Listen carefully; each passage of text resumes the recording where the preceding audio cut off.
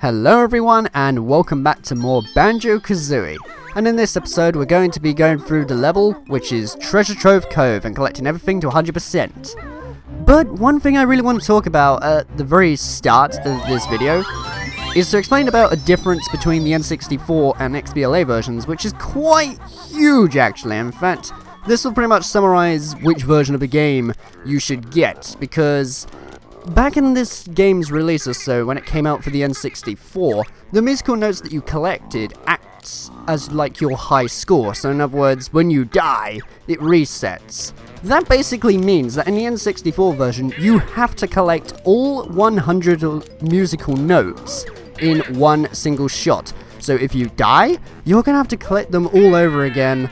And just, that was the thing really. Some people described it as a glitch, but I don't know, I never really saw it as a glitch or anything, because it says, you know, your high score in this world is like 100 notes. That's something Bottles would say. And well, of course, when it says high score, I just think, oh right. So that basically means then just see how far I can get until I die, and then things reset from the beginning.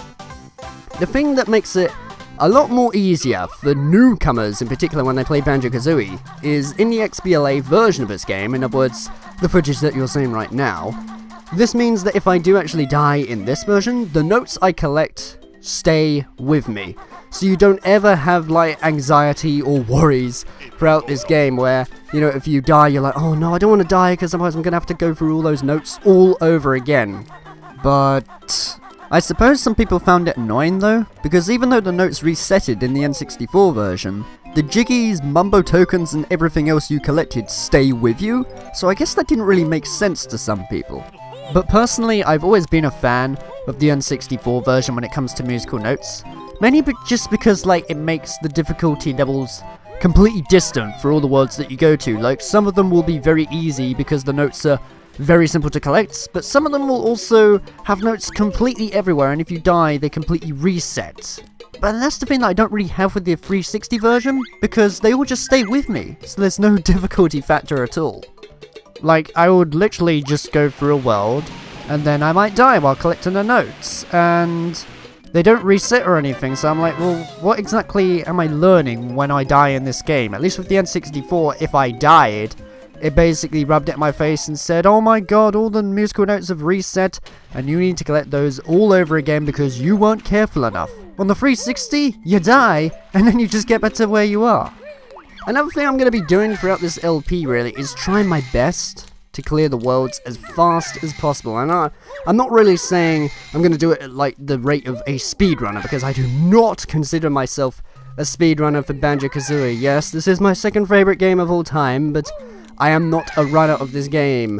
When you actually look up speedruns of this game, believe me, they completely destroy me for my performance.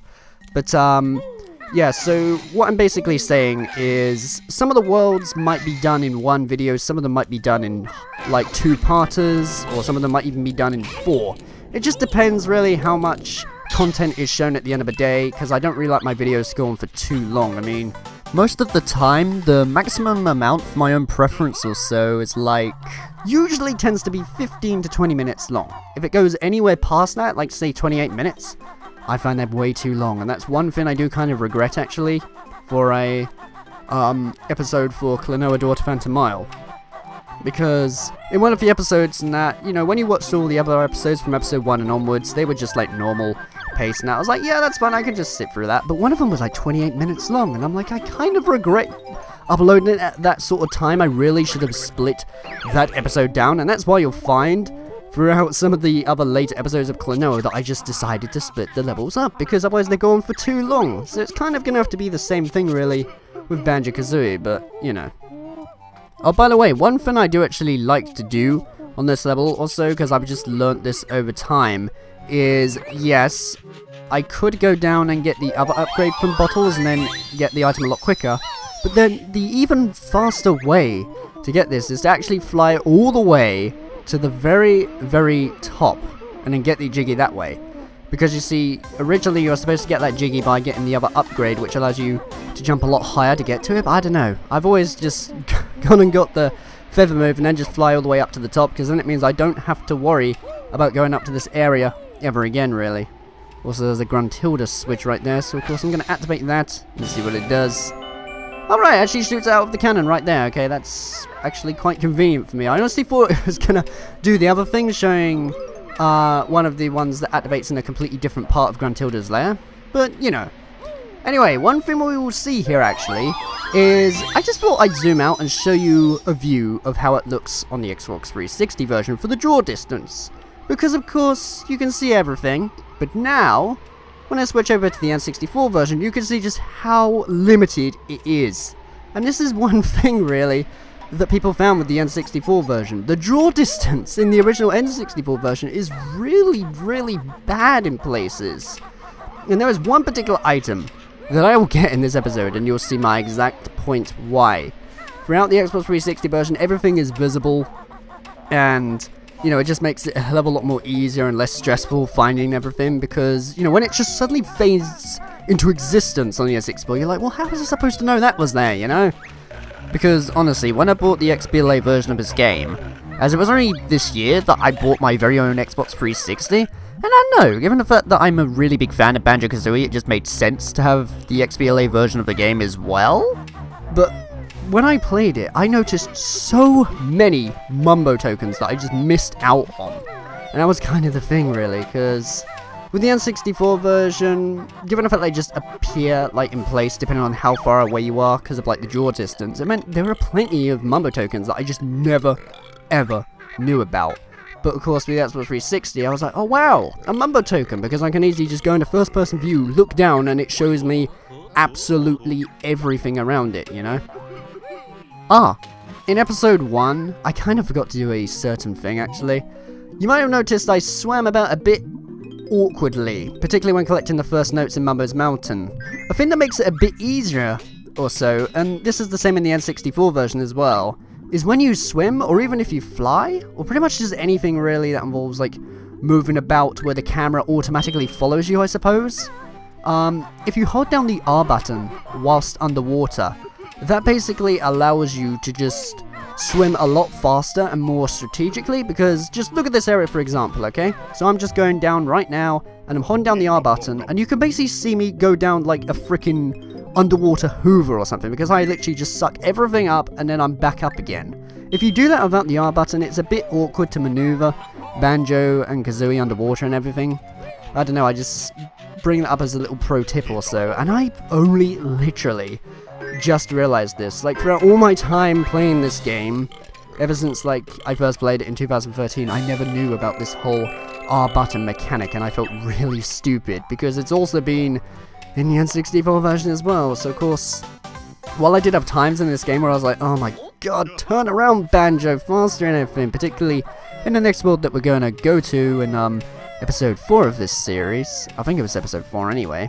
But when that happened, I always just found it so awkward to move about underwater. But believe me, once you hold down the R button and move about, oh boy, it is a hell of a lot easier when it comes to it. And this is, by the way, what I'm talking about when earlier I was going over the fact that I didn't really bother getting that item or so. Really what you're supposed to do is get this upgrade from Bottles, and then you go up to that lighthouse bit, which I just flew up to make it a lot easier, you know?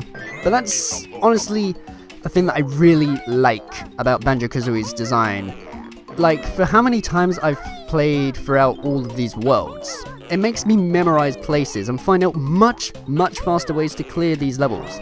I mean, I remember the first time I played through Trove Cove, I spent a good while collecting everything, but nowadays, because of how many times I've just beaten this game, I've memorized where each Jiggy is and the musical notes, and realizing, you know, for the way that the Jiggies are placed, how I can collect those in easy and one single runs. Anyway, let's just go and collect this Ginger over here and hop on over towards this thing, because another thing I'm going to show off is the draw distance again, but a bit more effectively, okay? So I am collecting these musical notes around this bit right here, and of course after I do that, you'll notice that there's a honeycomb on that box right there. On the N64 version, you cannot see that at all unless you walk up really close to it, and here is my example or so when I collect it, okay? So right now I'm on the N64 version, and there is nothing that you see in the background. So I'm just going to walk up very slowly towards it, and oh, there's a box right there, maybe a little bit more, and then the honeycomb comes into existence. Like, seriously, there are so many things in the N64 version that you just cannot see. Like, even that Mumbo token over there that I can see perfectly fine. On this version, on the N64, nope, it's completely out of existence. One thing you might have noticed, though, is when you looked between the two versions with the N64 and Xbox 360, the N64 had this island that was completely risen up from the ground. But that's not appearing in the Xbox 360 version. The main reason why is, let's just say the N64 version uses this special mechanic, which I will show off pretty much when we come to the bonus video of this series. It was used in the N64 version, but it wasn't properly utilized until the XBLA version used it instead, so keep that in mind. It's quite interesting. Also, I kind of figured out this route by complete freaking accident, because through the majority of the time when I play through Banjo-Kazooie, I tend to just follow my way around the levels and just kind of think, you know, oh, I can get that at the same time, I can get that Jiggy while I'm here and everything. So then, I don't know, I just decided that with this Jiggy in this chest, I thought I'll go around and just collect that later or so, because then I realized that while I am flying about on that area, I can then collect that Jiggy along the way. Another thing to go on about, I suppose, is even though I did talk about the termites, or at least, you know, when you turn into the creature that you can cancel out the the Jiggy dance that Banjo-Kazooie do, you know, every time I do it, because that takes like, I don't know, around like, what, 4 seconds or so, and that can really affect your runs in certain levels. This also happens when you're flying or underwater even, so keep that in mind, you know, particularly if you want to clear the levels as fast as possible. Because one thing I like to do is this Jiggy right here. I like to collect that one just so then it marks as my last Jiggy I collect. And when I collect the Jiggy itself, they don't do their animation. Meaning now I can just easily move on, you know, and I haven't wasted 4 seconds of my time in order to get a good run of a level. Believe me, I've like played this game too many times, man, but still. I also really love the music to Treasure Trove Cove as well. In fact, no, that's a lie. I love all of the music to Banjo-Kazooie. I have like the whole entire soundtrack to this game, and I just love the work that Grant Kirkhope did. He has composed absolutely so much masterpieces, you know, for each level that you visit. It's just so well done. But, you know, that's just my preference also when it comes to collecting the Jiggies in this level. Like, some people just tend to like flying around and just collecting them all in one shot, or maybe even just running about the place, but I don't know. I just like to find ways to get things a lot quicker. Especially when I can find ways to cancel out the Jiggy dance animation and then just get it done at an even faster rate, you know? Also, yes, that was very cleverly hidden right there, that X mark. I don't know why that's a thing, but still. I mean, I suppose I gotta acknowledge the fact that this game was targeted towards children, so of course, you know, they had to make some places here and there a little bit easier. But I do find that that's the thing that's kind of lacked a bit over the years for games. Like, I honestly find that in this day and age, games are getting a little bit easy, and I am aware, by the way, about games like Cuphead and Dark Souls and that. Yeah, they're hard. I'm not saying like all games are like very, very easy or anything, but I'm just saying the main majority of them, you know, are nowhere near as hard as what they used to be. Hey, personally, honestly, like, one of the very hardest games I've ever played in my life, and probably can never beat, like, even still to this day, and I'm like, like collecting things to 100% and that, is actually Rayman for the PS1. That game, guys, is the Cuphead of the 90s, if you ask me. That game is so damn unforgiving in, like, every way, like, Jesus. And the thing that doesn't really make any sense, either, is Rayman 1 for the PS1, Saturn, Atari, and that, etc. That was ungodly hard. Like, I consider that freaking difficulty levels of, like, Mega Man. But its sequel, and Rayman 3 and onwards, and that were a hell of a lot easier, so I don't know. I guess they were just trying to experiment with certain things. Except it was actually kind of interesting, because Rayman 2 was originally going to be a 2D platformer similar in the style of Rayman 1, but then it just grew into like a new, you know, 3D Rayman game for them to experiment with and everything, which they actually did a testing ground with when they released a game known as Tonic Trouble, which is actually quite interesting also. Anyway, we're near the end of Treasure Trove Cove, and that should literally be it or so. In fact, I've done a bit of a playtime or so on this game, in fact, a lot more later, just so then, you know, I'm a bit more ahead of the LP, and just caught up to date of how some of the levels might be when I come to doing narration over the top of them and all. But, I don't know, it's just the next one after this will be only like a couple of minutes long or so. I suppose sort of basically the same duration. But the next world after that is when, you know, the videos will basically all be split up here and there and whatnot. Also, this honeycomb right here is devilishly placed because it's underwater and Snacker right there can attack you anytime. In fact, you can actually kill Snackers by shooting eggs at him, and then he does die after a while and he never appears in the water for like around, I don't know, a minute or two. And yeah, it's possible. You can use that also if you don't want to get hit at all by Snacker whilst trying to go around and collecting things like extra lives and everything underwater, but I don't know. I've always just found it a bit more thrilling and satisfying when you outrun Snackers or so whilst trying to swim underwater. And I don't know, that's just something I really like to do on this level or so. But there we go, that's everything all beat to 100% on Treasure Trove Cove. So we shall exit on out of here and then go on to the next world. But there are a couple of things that I want to show off before we do that also. What I'm mainly going to be trying to do actually on each episode of Banjo-Kazooie is ensure that whilst I do beat the world, I'm not just going to exit the world and then just end the episode right there. What I'm going to try and do is ensure that I go over to the next portal or so and then fill in the jiggies and basically open up the next area that I will be visiting. Because I don't know, for this series I just mainly want to create some sort of continuity when it comes to things. Like, you might have noticed that at the end of each episode, because when the episode ends, I'm always going to the outside of a door, and then it goes to the outro side of things. Without that black transition, it just doesn't work, just so you know.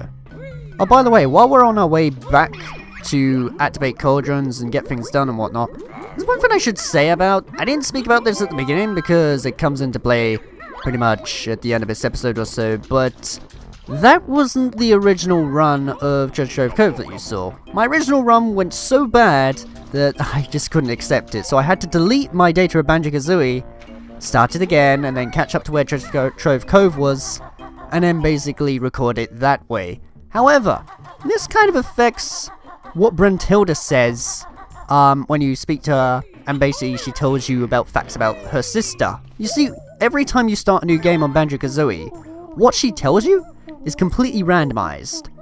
And yes, there is a reason why, but I really do not want to spoil what that is. If you have not seen anything about this game at all, believe me, I do not want to spoil anything because it is a really, really huge surprise. When I first played it, I did not see that coming at all.